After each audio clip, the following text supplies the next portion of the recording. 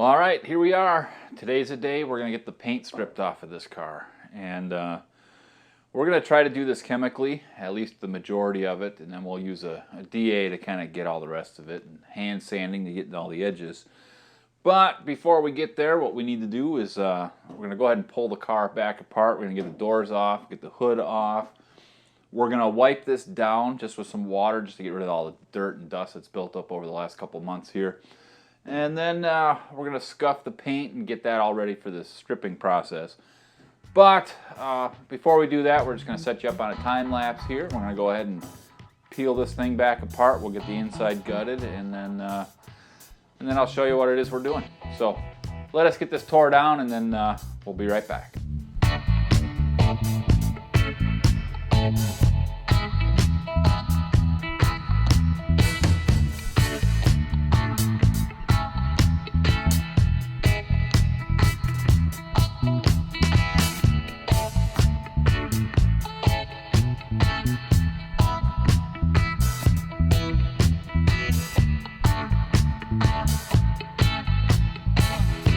All right, well there we are. So we got the rest of the car stripped down here. So we wanted the doors off so we can get at the door jambs here. I wanted the hood off just so I can work underneath there. Really, it'll just make things a lot easier. Our plan is to strip as much as possible with the chemical. You know, that includes things like the dashboard and the door jambs and, you know, the quarter panels and the fender areas and all that. So really, we just want to have as much of a clean slate as we can. So we're good to go there.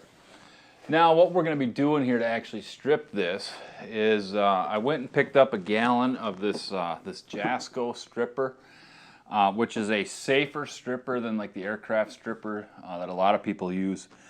And I'm hoping that I didn't waste $50 because you know, in my experience, a lot of the safer chemicals don't work as well as the harsher ones. But we're going to see how it behaves. A lot of people online say that it works out pretty good, so we're gonna give it a shot. I know that this car has got at least 3 layers of paint on it, because in a couple areas where I've chipped and sanded at the paint, that I found that many. So I just hope that this is gonna be strong enough to do the job. I think it'll be fine, but we'll go from there. So here's what our process is going to be. Really. It's mostly just messy. The job itself isn't too bad. First thing we're going to do is we're actually going to sand all the paint that we're going to be trying to strip. And that is just to scuff up the surface of it and you know, kind of break the initial surface tension so the stripper can actually attack it a little bit quicker, a little bit easier. So for that, I've just got, you know, a bunch of sheets of this 100 grit sandpaper, so that should work well. We do have some Scotch-Brite that we'll use for helping with cleanup. And then I'm also going to take some of this plastic here, this painter's plastic, and we'll drape that over the areas where we don't want to be accidentally getting any paint stripper. That includes things like the bottom of the car, my floor. I don't want to be making too big a mess. And then as we go, what we can do is we can just, at the end, kind of roll up the plastic, put it in a garbage bag, pitch it, and then we don't have to worry about any of that. So that's kind of our process here. For tools, you know, like I said, I've got some sandpaper. I did pick up a bunch of these cheapo chip brushes. So we'll use that for helping to spread things around. I did get some of these plastic scrapers or plastic putty knives. I don't think it's really necessary. I think I'll probably end up reverting to just standard steel putty knives. But, you know, we'll give them a shot. They were really cheap. Once we're done stripping the car, we are going to wash it. Well, we're going to hand wash it with some soap and water just to help get rid of the rest of the paint stripper. It says it cleans up with water, so you know that'll give us a better shot. And then after that, then we're going to wipe it down with some phosphoric acid just to prep the surface. But really, there's nothing else to it but to do it. So what we're going to do now is I think I'm going to start up on the highest point in the car. We'll get up on the roof. We'll get things masked off. I'll do some sanding to break the surface, and then you know, we'll bring it back when we're ready to apply the stripper. So let me get to kind of prepping things here, and then we'll bring it back. So there we are. We've got everything sanded. Even though we're starting on the roof, we just went ahead and sanded as much as we could on the whole car just to get that mess out of the way. And now that we've got that sanded, we went ahead and draped some plastic here. Really, I just want to contain any drips or accidents so they don't fall onto areas where we don't want any of the paint stripper. But I figured by having everything draped here, it'll be easier to contain the mess, as well as I'll know exactly where I put paint stripper. So when I go to neutralize it and clean it up, I'm contained in just that area. I'll be able to neutralize this area before I move on to the next. Now you'll notice that we've got the tape, comes in about 1.5 inches from all the edges. And I'm not too worried about that. Some of it we might come back and do some spot stripping with the stripper just to clean it up and make it a little faster. But for the most part, all the edges are going to be hand sanded. We'll use a DA, just sanding blocks and whatever it takes to get the rest of the paint off. But things are looking pretty good. Again, we cleaned it up as much as needed. Realistically, we probably didn't have to sand the paint on this car. The paint is in such poor condition that I think just putting the stripper on there would have been just fine. But hopefully this was worth the extra effort, and it will speed the process up a little bit. So now, really, it's time to get started, and this is a really messy project.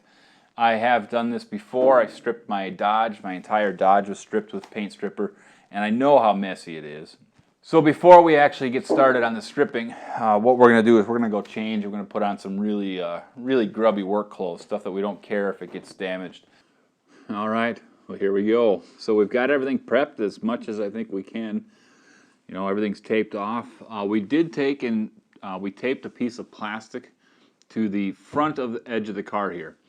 And you'll see what's going to happen is after we get the paint stripper applied and spread out, we're going to cover it with the plastic. The reason I taped it on there is just so we can just grab it, pull it back, drape it, and it'll just kind of sit there. And then when we're done, we can peel it back, do our first initial scraping, and make sure everything's come off.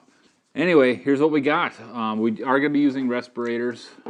Even though this stuff is safer, it's still not safe. I will be turning the exhaust fan on so we don't have to worry about that. Got my gloves, got a couple brushes, got the paint stripper, so really it's just a matter of doing it. So all we're going to do here is I'm just going to dump a big pile of it on the top of the car here. We'll spread it around, distribute it up, and probably let it sit covered for 30 minutes would be my guess. According to the can here, it says 15 minutes for latex paints, 45 minutes for like epoxies. I'm not sure what this is. I think this is probably a lacquer. So we'll leave it for 30 minutes and let it work real good. So I don't know. Without anything else to do here, we're just gonna get going. So I'm gonna get the exhaust fan going. I'll get my respirator on, and let's start, shall we? Let's go.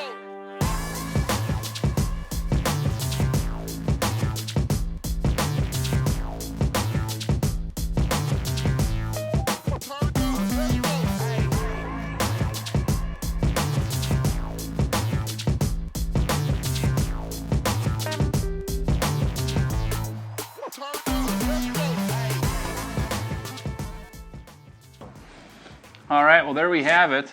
And this is the first time I've taken this respirator off, and it smells really not too bad. Kind of smells like an oil-based paint, actually. So you definitely want to keep the respirator on.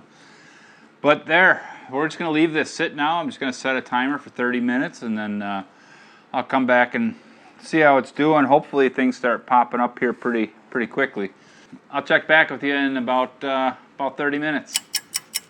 Well, all right. Well, here we are. It's been 30 minutes, and looks like the paint bubbled up really nicely.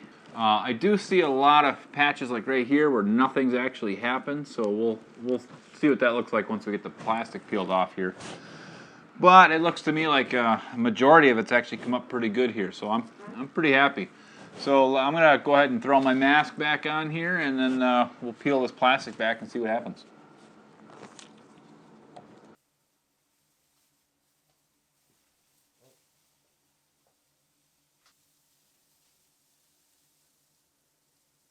All right, well, the way we're going to do this here is we just got a couple of plastic shopping bags, and we'll scoop and lift into that. But right now, if I just run a quick test here, it looks like yeah, it looks like a lot of it's coming up. It's even gone after the primer that was in there. I do see a lot of Bondo right here, and so it's not hasn't gone through all the layers, but it's really not too bad. So we're just going to do some scraping here, and we'll kind of show you the end result of this first round here, and then I think we'll probably do it again to get the rest of the primer off.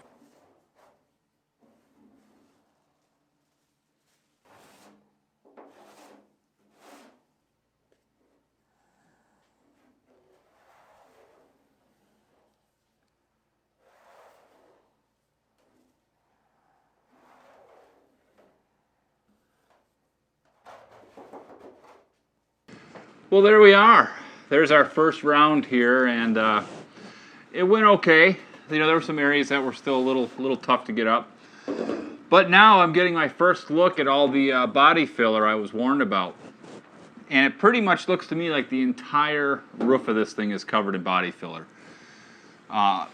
There may be a couple areas here where there isn't any, but for the most part it looks like it's all Bondo.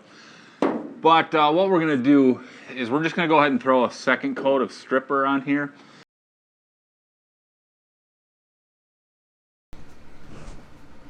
Well, there it is. I think we got about 80% of the paint off here. This entire roof was basically just body filler. You can still see a large patch here that wasn't able to get softened up. Still a bit here. And then this couple of these areas, whatever the original Volkswagen primer is, that's some pretty tough stuff. It really didn't want to come up. So we're just going to stop. We're not going to go any further on this. We'll just finish it with sanding. At least there's a lot less than there was.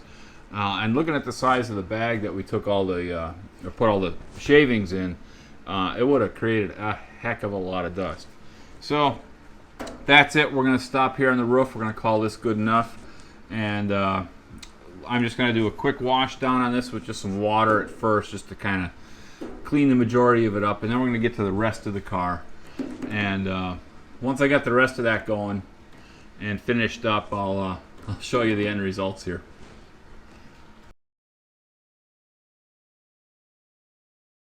And here we are. So this is the end result after using the Jasco on the side panels here.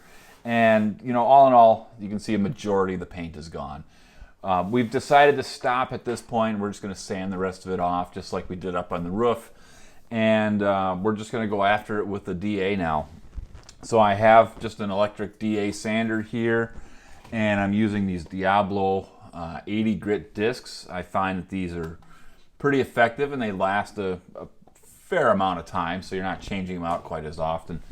And really, it's just a matter of going after the rest of it now, knocking this off. There's going to be a lot of hand sanding in the corners, and you know, probably another hour's worth of work here, and we should have the rest of this done. I've already taken care of the passenger side, so that whole side of the vehicle is finished. So really, it's just a matter of knocking this side out. So we'll just start in the back here on this quarter panel. We'll work our way forward to get the front quarter panel.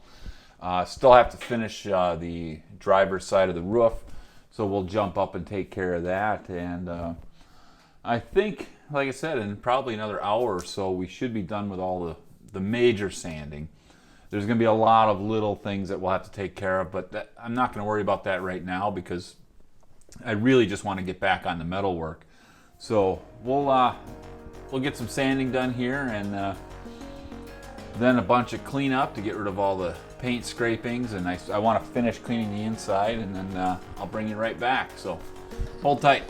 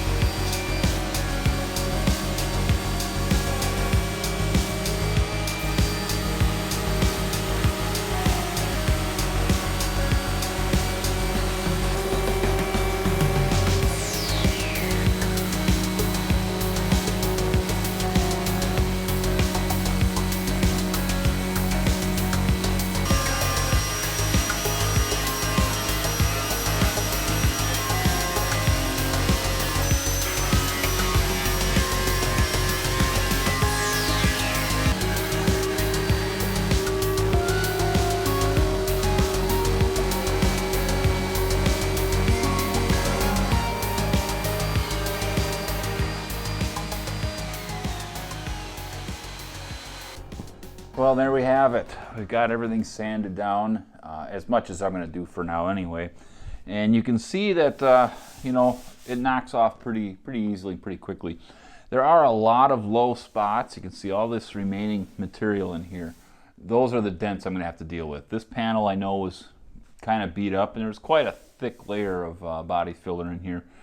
And, you know, all these remaining spots are low spots. So we'll deal with those as we get to the body work and that portion of it. So we'll get this knocked up and then, you know, finish sanding that as we go. But for the most part, we got just about all the paint off. There's still some spots in the corners and all those. We'll just have to hand sand all that. Not really a big deal, not really worth showing. It's just handwork. So I figured I would just go over some of the items that I've been using here, some of the tools and supplies and such. And really, it's pretty basic stuff. Nothing super fancy. The DA that I'm using here is just this rigid that I picked up at the local home store, and I'm pretty happy with how it works.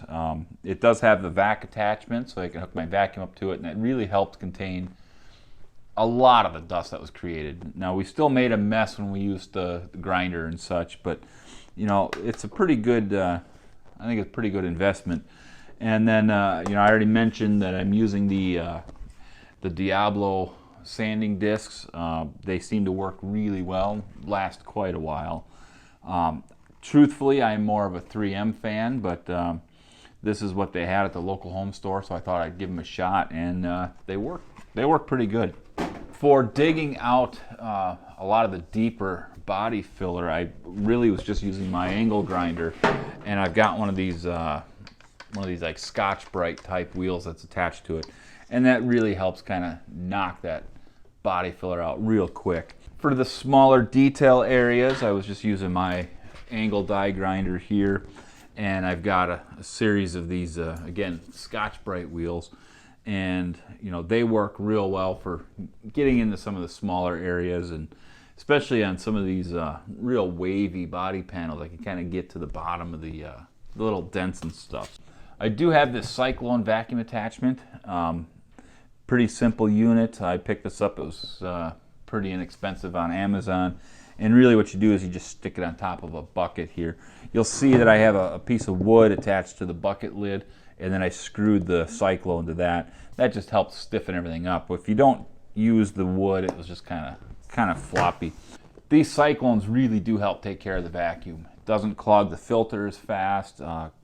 There's a whole bunch of mess in here. I don't want to open this up right now because it's all full of that fine dust that we created. So that, you know, for a couple bucks and picking up a bucket is definitely worth it if you're trying to contain all this dust. For my respirator here, you probably noticed I was wearing this. For all the chemical use, I just had my standard respirator here, which is these 3M 6001 style cartridges. Work great for any time you're dealing with paints, and in this case the paint stripper fumes, and those are always handy. If you don't have one, I highly recommend you go and pick up one of these respirators.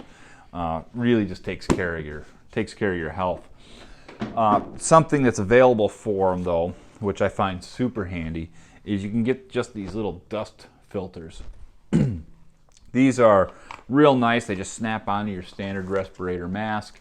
The beauty of having these dust cartridges on this mask is the fact that the mask fits real well. It's comfortable. If you've ever used the paper style cartridges, just the regular dust masks, you still get stuff around the nose piece and that kind of gets inside. And if you wear glasses like I do, they fog up and they're just kind of an annoyance. You know, this is something you can wear for hours. Again, super comfortable, no fogging problems. And these cartridges work really well. So this is the 2071 3M cartridge, and you know what I'll do for all of these products that we're talking about, I'll go ahead and throw a link in the description.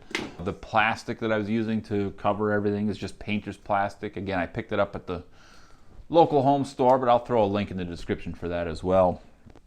And really that brings us now to the review on the paint stripper. You know, so this Jasco, you know, it's okay. I think, you know, it's really, its intended purpose is more for like the, you know, small project, home woodworker type who's going to be stripping furniture to get that ready for restaining and that. As far as its effectiveness on the automotive paints, it worked. I mean, you can see that we've got the car stripped here. The issue is, even though it says it strips multiple layers, in this case it only did that with multiple coats. What would happen is you'd put a coat on there, and after 45 minutes or an hour, it would pop the first coat, and that would become easy to scrape off, but then the next layer is going to stay stuck down. So it works. If you're trying to stay a little safer, you know, if you're in an area, in this case we're working inside the garage in the middle of winter, ventilation's not great in this building, then I think it's worth the investment. I'm happy I tried it. Like I said, it did the job it needed it to do. It just took multiple days to get here, and I think it's worth looking into. So in the end here, am I happy that I went ahead and stripped this myself? I am. You know, it's something I was able to do in my garage on my own time, and really for not a lot of money. You know, $50 or $45 for a gallon of the stripper, and it took 2 gallons to get this whole thing done. You couple that with some of the other costs of sandpaper and some of the cleaning supplies and all that, it's way cheaper than paying somebody else to do the work. Is it worth it? Maybe. It's if you're really on a tight budget, absolutely worth it. I think with the amount of time I have invested in this, I'm for sure going to hire this out next time around and have somebody else do the work, and you know, get it soda blasted or sandblasted just to make sure that all the corners are done and everything is good to go. That way when I get it back, I really am ready to just go ahead and throw some primer on there. I'm not going to go any further for right now because I'm going to go ahead and get some of the other metal work done, but I've got a lot of work left to do. All of the corners still need to be addressed. Under the dash, I wasn't able to get real well because it's hard to get in there. What we're going to do is I'm going to pull the body off of the car, and then once it's sitting on stands, I can actually sit on the floor and get under there a lot easier. I haven't touched the doors or the deck lid yet. I don't need to do that stuff right now, and I'm honestly just tired of doing this work, so I'm going to push those off to the side, and we'll come back and do those at a later date. So at this point, I think that's it. I'm just going to cut it off here. I know we don't have the doors and all that stuff done, but it's the exact same process, so we don't need to see all that work. And I'm just going to go ahead and move on to some metal work here and try to get that stuff done. And you know, at least we're one more step closer to having this thing done. So anyway, that's all I got. Thanks for hanging out and watching, and until the next one, I'll just see you around.